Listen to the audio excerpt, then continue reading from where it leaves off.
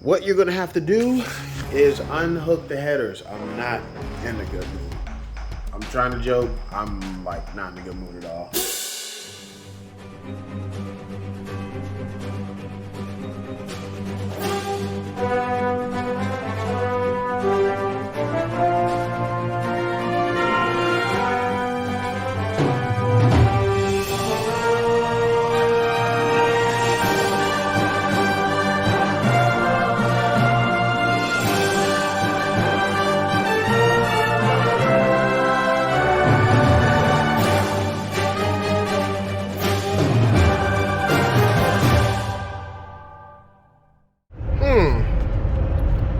Does something look familiar? Or let me say it this way, does something look off? What's up, YouTube? I'm very frustrated today. As y'all can see, I just went to work, I'm coming home. I'm not in the G.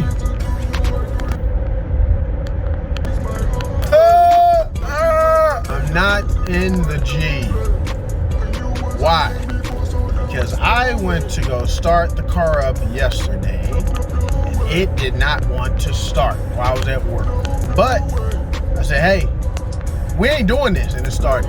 So I keep an OBD reader on me. I ordered the part. It's finally at home now.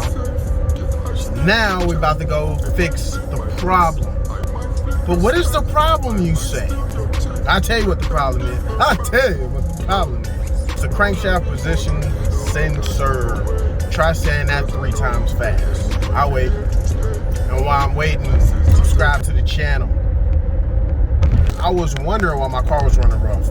I actually raced a Mustang, and I'm not gonna lie, he smoked me bad. Don't get me wrong, I'm not a YouTuber that's gonna get on here and be like, I got the fastest car in the world. I'm running 10s. Hey, what are you running? I'm running 10s. Like, I got a car, it looks good, it's good content. It's tuned, it's cammed out, I always say cammed out. It's cammed, it's exhaust, it's full exhaust intake.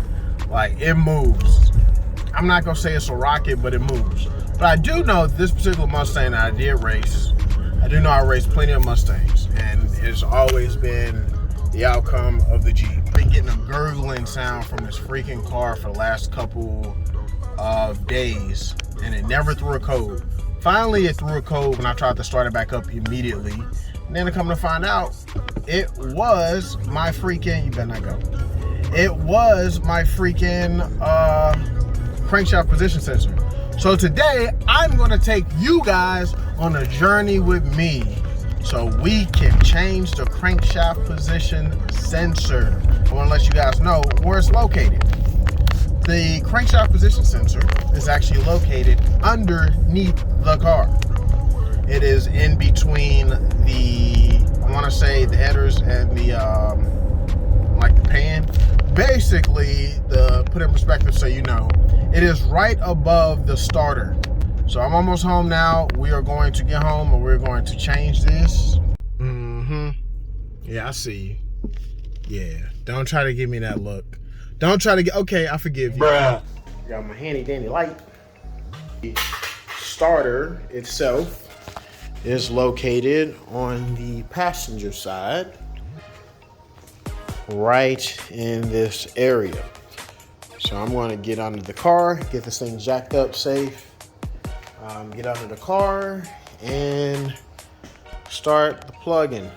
Crankshaft sensor, and this is the part SU9538. Show you guys exactly how it looks. It looks exactly like this. Closer than I thought. Just coming up here, it is right here.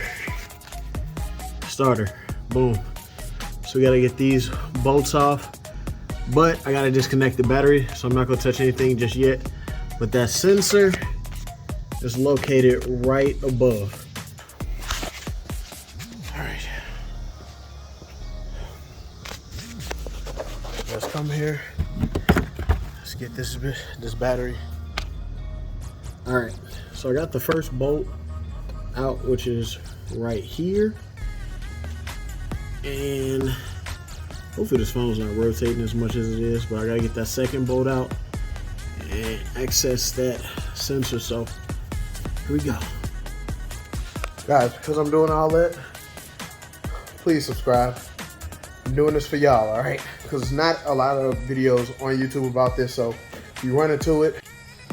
Okay, so newer issue. Fortunately, the starter is, and as y'all can see, it's actually dark now. I'm still out here.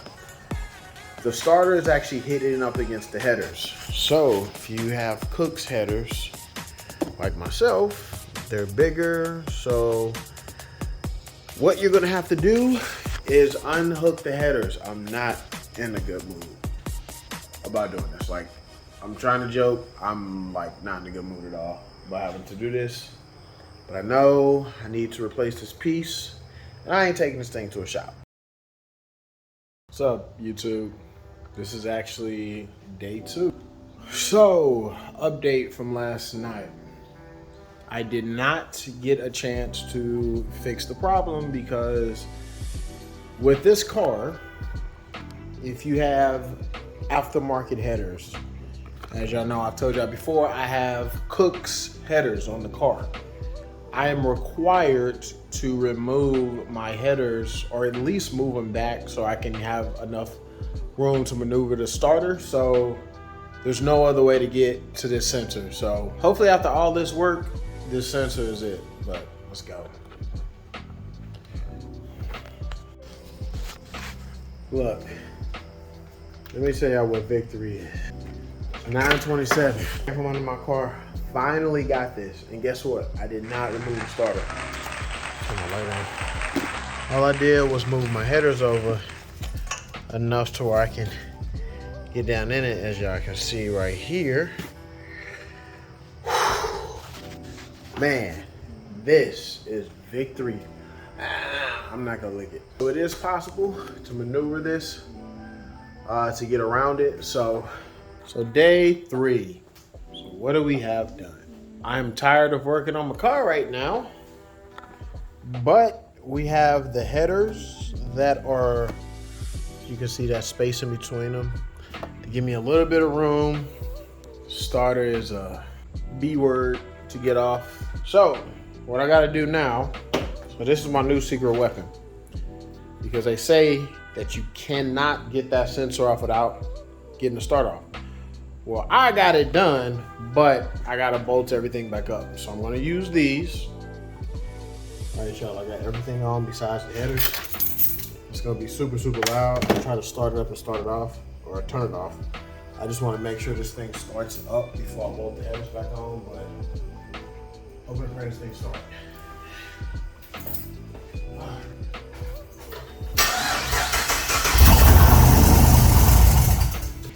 Just know, that's a win for me.